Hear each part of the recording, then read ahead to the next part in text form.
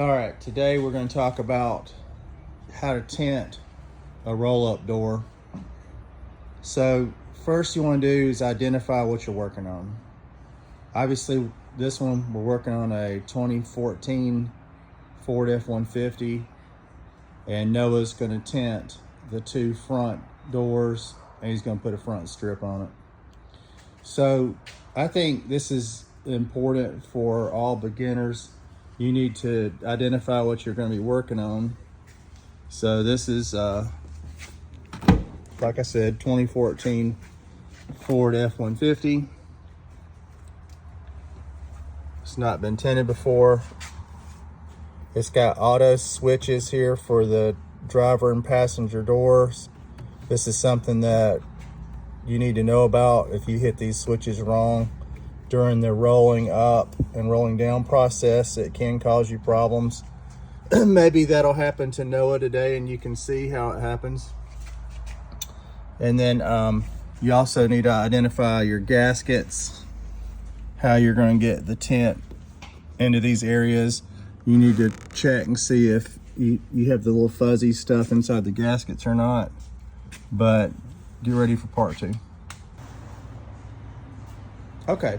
Next step I want to let everybody understand is on a side window on trucks, you need to know what size film that you're going to need. So personally, I always have a 24-inch roll handy.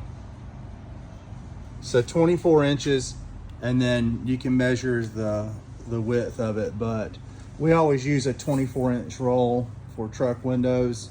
Noah's actually going to have the luxury of cutting this out onto the plotter machine, so we'll cut those patterns out and you can see how that's done here in a second. But just remember, Ford, Chevy, Dodge, 24-inch rolls, what you're going to need for side windows. If you're hand cutting or if you're using a plotter, I always use a 24-inch roll.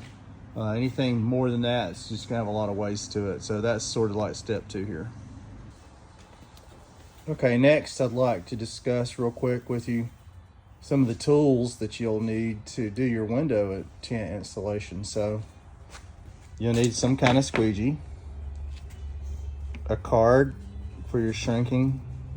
Noah likes these felt cards, some sort of knife with a stainless steel Alpha type style blade in it, tape measure, little triangle cards, some of them are Teflon, some are not, maybe another card to help get down inside that gasket, scrubby pad.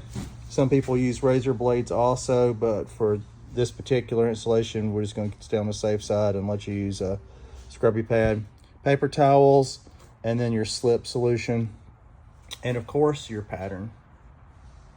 We've pre-cut this pattern off of the plotter machine. Of course you need to learn how to hand cut, but for today's side window installation we have a pre-cut pattern. So here we go.